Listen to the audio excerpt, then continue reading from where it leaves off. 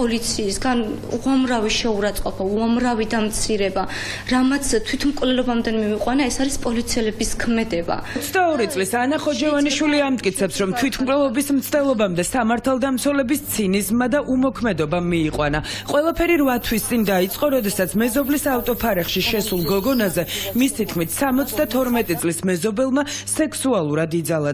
შემთხვევიდან მალევე ადგილზე პოლიცია მივიდა, თუმცა სავარაუდო ძალადობის მსხვერპლის მტკიცებით სამართალდამცველებმა საგამოძიებო მოქმედებების სრულყოფილად არ ჩაატარეს. გოგონას კი უთხრეს, რომ ძალადობა მისი ინსცენირებული იყო.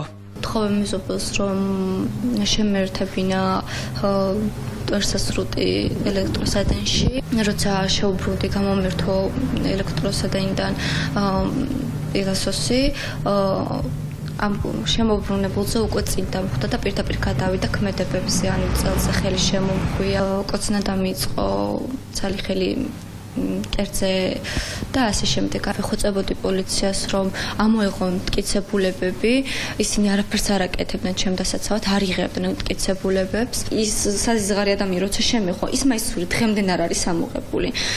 იატაკის საწმენდი 2 თვის თუ 3 თვის მერე ამოიღეს. ამ ფაქტიდან რამდენიმე დღეში ანა ხოჯევანიშვილმა თვითმკვლელობა სცადა და სხეულის დაზიანებებით კლინიკაში მოხვდა. მისი მტკიცებით ამ ზომამდე ის პოლიციის უმოქმედობამ მიიყვანა, რადგან არაერთი მოთხოვნის მიუხედავად სამართალდამცველებმა ის არც ექსპერტიზაზე გადაიყვანეს. ანა ხოჯევანიშვილი პოლიციის გავლენით არასწორად იძიებენ.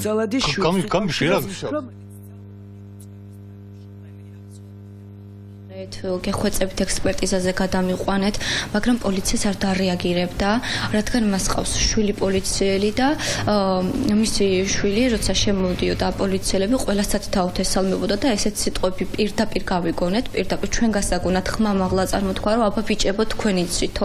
სავარაუდო მოძალადის შვილის გავლენას უკავშირებს ხოჯევანიშვილი მოგვიანებით განვითარებულ პროცესებსაც.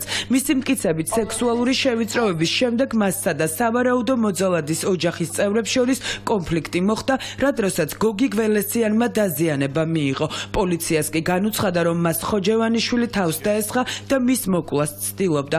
პოლიციამ შემთხვევის ადგილიდან დანაც ამოიღო.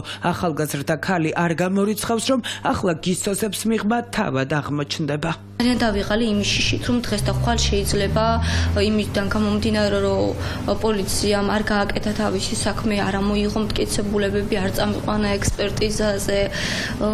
აქედან გამომდინარე, ნებისმიერ წუთს შეიძლება დადგეს ჩემი პასუხისმგებლობის საკითხი. როგორც ამბობენ, ვითომ მას ჭრილობა აქ ხელზე. არ დამიჭრია მე ეს პიროვნება, ამაზე თავსაც დავდები. მოვლენების ასე განვითარებას არც ხოჯევანიშვილის მეუღლე ელოდა. ის ამტკიცებს, რომ 72 წლის მამაკაცი თავდაპირველად სექსუალური ძალადობის მცდელობის ფაქტს ადასტურებდა, თუმცა ადგილზე მისი პოლიციელი შვილის მისვლის შემდეგ მომხდარი კატეგორიულად უარყო. ჩემი სიარი მოვიდა, ამ კაცს აგინა, ეს კაცი თავს დამნაშავედ ცნობდა და მეუნებოდა მომკალი ბარემო.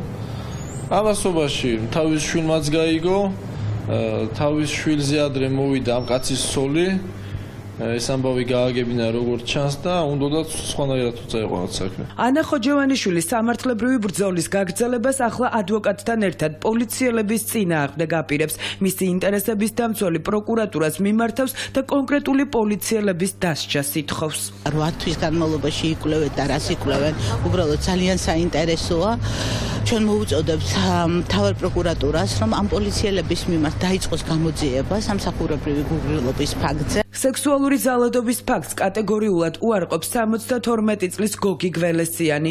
ოჯახი ხოჯევანიშვილს თავდასხმაში ადანაშაულებს. 10 ნახევარზე მორჩა მანქანის ამოწმენდასო 5 საათში შემომივარდა შენი კურს. გარაშიო შეურაცხყოფა მომაყენებო და ვერ გავიგე რა შეურაცხყოფა მოვაყენე. თქვენი შვილი ფაროლობდა? არა, საერთოდ არც ფარო რა უნდა და რა საქმეა ამბოვში კაცო. შინაგან საქმეთა სამინისტროში ბრალდებებს უარყოფენ. უწყებაში აცხადებენ, რომ საქმეზე გამოძიება 126 ძალადობის მუხლით მიმდინარეობს. სამართლებრივ გადაწყვეტილებას კი კონკრეტული პირების მიმართ ექსპერტიზის და სხვა საგამოძიებო მოქმედებების დასრულების შემდეგ მიიღებენ.